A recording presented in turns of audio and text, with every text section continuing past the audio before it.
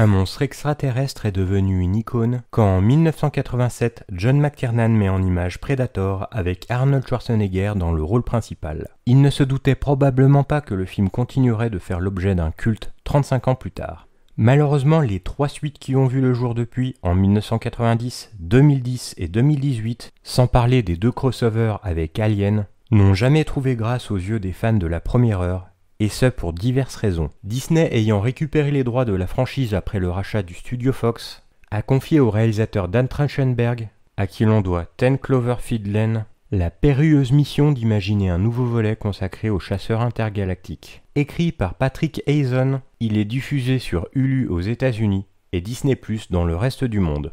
Situé sur le territoire comanche en 1719, Prey est centré sur une jeune femme courageuse, Naru, interprétée par Amber Midthunder, qui veut prouver qu'elle est peut-être une guerrière aussi féroce et habile que ses homologues masculins. Lorsque le danger menace sa tribu, elle saisit sa chance et part à travers les grandes plaines du Nord avec un petit groupe d'autres guerriers débutants pour protéger son peuple.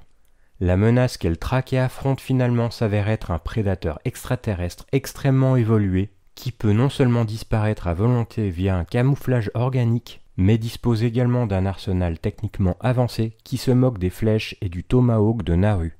Une partie de pourquoi Prey fonctionne, c'est parce que son protagoniste n'est pas un dur à cuire à cigare, musclé et armé de mitrailleuses. Ce qui était parfait dans les années 80, mais est dépassé maintenant. Naru est courageuse, perspicace et calculatrice, qui ne tue que parce qu'il le faut. Tout comme le clou de science-fiction de Trachtenberg, 10 Cloverfield Lane, Prey prend son temps pour créer le suspense.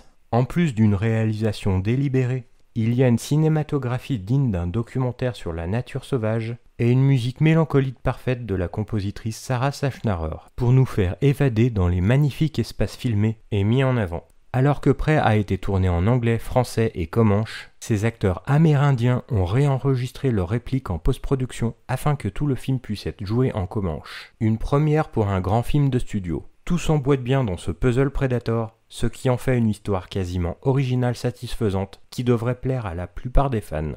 Au fur et à mesure que l'intrigue se déroule, nous apprenons à connaître et à nous soucier de Naru et de sa famille. Et nous tombons même sous le charme de son fidèle toutou, Sari. Elle perfectionne ses compétences de traque simplement pour montrer son courage, mais bien sûr ses talents fraîchement aiguisés entrent en jeu à mesure que les enjeux augmentent.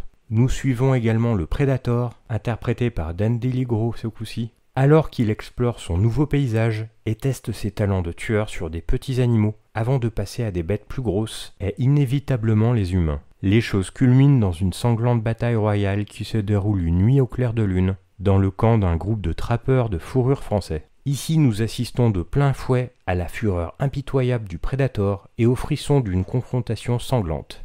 Bien sûr, le Predator de McTiernan a été introduit dans la nature où un seul homme s'est battu courageusement pour vaincre ce chasseur impitoyable. Mais cette fois, il y a des séquences qui ont plus en commun avec quelque chose comme The Revenant, plus économique qu'un film de science-fiction des 80s. Il s'agit de casser un peu le moule et Prey réussit en partie ici. La toile de fond du film aide également à raconter une histoire puissante sur la communauté et l'acceptation de soi. Amber Midthunder donne une performance émotionnellement intense en tant que Naru, qui restera sans aucun doute dans l'histoire comme l'un des protagonistes les plus compétents d'un film Predator. Le jeu du chat et de la souris présenté cette fois-ci est intense et parfois vraiment terrifiant, avec l'extraterrestre Predator dans ce film brandissant toutes sortes de gadgets, même si moins avancés. Avec un casque crânien et une peau exposée, le Predator se comporte différemment, préférant plus de combats au corps à corps et se plaçant au milieu de l'action. On insiste davantage sur l'impact des coups de poing, sur la silhouette musclée. Ici, le Predator est moins un soldat d'élite qu'un barbare brutal.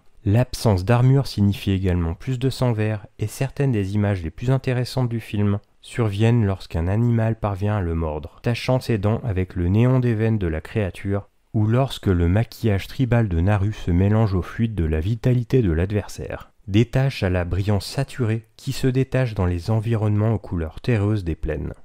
Il y a beaucoup de sang, humain, animal et extraterrestre. Parfois, nous ne pouvons voir que le Predator à travers le rouge cramoisi de ses victimes. Les opportunités abondent pour le réalisateur d'explorer différentes méthodes de mise à mort et d'embrasser l'élément le plus essentiel et le plus ludique de cette franchise. Voir le Predator déchiqueter sa proie de manière délicieusement dérangeante. Tripes ouvertes, tête décapitée, bras coupés, avec la juste mesure des références au précédent opus.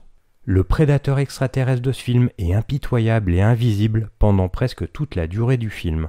Le réalisateur peut apporter un caractère physique et une sensation viscérale à une créature que vous ne pouvez pas voir. Ce qui est l'un des aspects les plus impressionnants du film. En associant cela à une action très bien chorégraphiée, Prey devient un film très divertissant et passionnant. Un Predator ne s'est pas senti aussi efficace, brutal et terrifiant depuis le film original de 1987. De plus, chaque grand combat dans Prey se sent mérité. Chaque petite victoire contre ce visiteur extraterrestre ayant un sens du point de vue de la narration. La relation fraternelle entre Naru et son frère Tabé est bien travaillée et met bien en avant la relation à la fois respectueuse et de compétition, avec une certaine émotion et avec beaucoup de maîtrise. Dans l'ensemble, Prey est un excellent retour en forme pour la franchise Predator, donnant à la tradition et au ton de la série une nouvelle sensation. Le titre lui-même parle de la réinvention ici, car Prey est une description précise de la façon dont Naru voit cette créature extraterrestre inconnue, et de la façon dont tout prédateur peut se transformer en proie dans les bonnes circonstances.